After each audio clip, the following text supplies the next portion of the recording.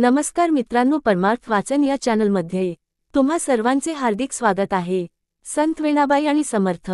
संत वेणाबाई यांचा जन्म 1627 मध्ये झाला। त्या मूळच्या मिरज येथील देशपांडे यांच्या कन्या।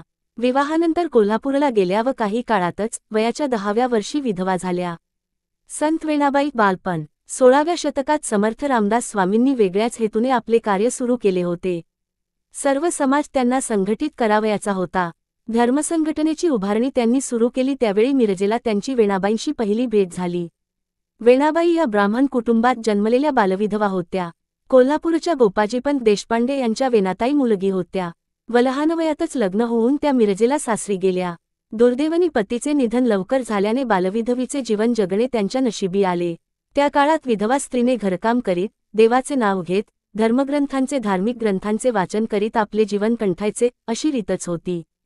समर्थ रामदास स्वामी त्याच्या घरी भिक्षा मागायला आले तेव्हा समर्थांचे त्यांना प्रथम ओझरते दर्शन झाले। काही दिवसांनी रामदास स्वामी पुन्हा त्यांच्या दारात भिक्षा मागण्यासाठी आले। तेव्हा वेणाबाई तुळशी वृंदावनापाशी एकनाथी भागवत वाचित होत्या। समर्थांनी विचारले, मुली तुला यातले समजते का काही? त्यावर वेणाबाईंनी समर्थांना 25 प्रश्न विचारले। त्या प्रश्नातून समर्थांना वेणाबाईंची ही भेट वेणाबाईंच्या जीवनाचा रस्ता बदलणारी ठरली। रामदास स्वामींच्या भेटीचा, बोलण्याचा वेणाबाईंच्या मनावर खूप परिणाम झाला।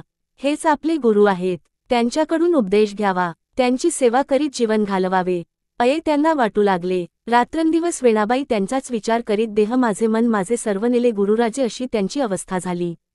वेणाबाईंना कोल्हापूरला पाठवून दिले। संत वेणाबाई व्यक्तिगत माहिती। या मूळच्या कोल्हापूर येथील राधिकाबाई आणि गोपजीपंत गोसावी यांच्या कन्या होत्या। विवाहानंतर त्या मिरज येथील देशपांडे यांच्या घरी गेल्या।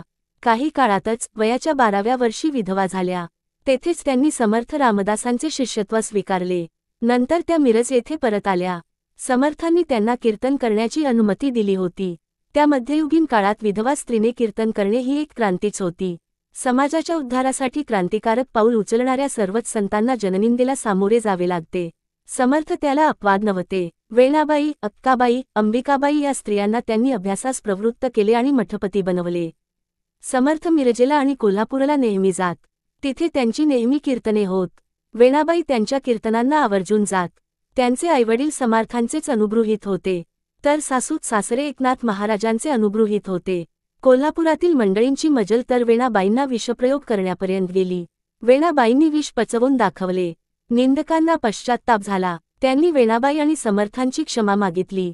प्रारंभी कणखर मानाने जननिंदा सोसणाऱ्या वेणाबाईंनी कोमल अंतःकरणाने सर्वांना क्षमा केली। समर्थ प्रत्येक रामनवमी उत्सवाच्या आधी निवडक शिष्य घेऊन भिक्षेसाठी जात असत। त्या काळात एखाद्या महत्त्वाच्या व्यक्तीला चाफळात ठेवून उत्सवाची सर्व जबाबदारी त्याच्यावर सोपविली जात असे। एक वर्ष ही जबाबदारी वेणास्वामींच्यावर सोपविण्यात आली।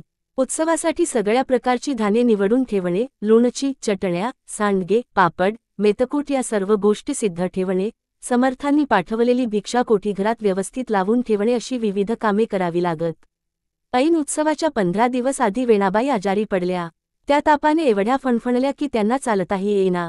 वेणास्वामी राम मंदिरातील खांबाला धरून मोठ्या मुश्किलीने त्यांनी रामाजवळ करून भाकली। वेणाबाईंची ही केविलवाणी अवस्था पाहून चाफळातील राममूर्तीच्या डोळ्यांत अश्रू आले आणि काय आश्चर्य!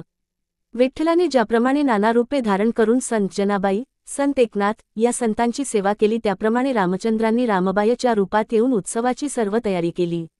मी 32 शिराळ्याची असून रामदास स्वामींनी मला तुमच्या मदतीसाठी पाठविले आहे, असे रामाबाईंनी वेणाबाईंना खोटेच सांगितले। समर्थ भिक्षेहून परतल्यावर सर्व गोष्टींचा उलगडा झाला आणि रामाबाई ही गुप्त झाल्या। वेणाबाईंची समाधी सज्जनगड येथे आहे।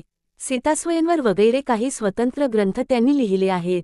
सीतेचे स्वयंवर वेणाबाईंच्या पूर्वी आणि नंतर अनेकांनी वर्णिले आहे, पण वेणाबाईच्या ग्रंथाची योग्यता काही अनोखीच आहे। रामदासस्वामींनी 1656 मध्ये बांधून दिलेला वेणाबाईंचा मठ मिरज येथे आहे। वेणाबाईंना आदराने वेणास्वामी असे म्हटले जाते। दुहेरी अवतरण चिन्ह। संत वेणाबाईंची ग्रंथरचना। उपदेशरहस्य रामायणी प्रकरण। रामायणी प्रकरण, एकूण 26 श्लोक। पंचीकरण वेदांतावरील गद्य टिप्पण्या।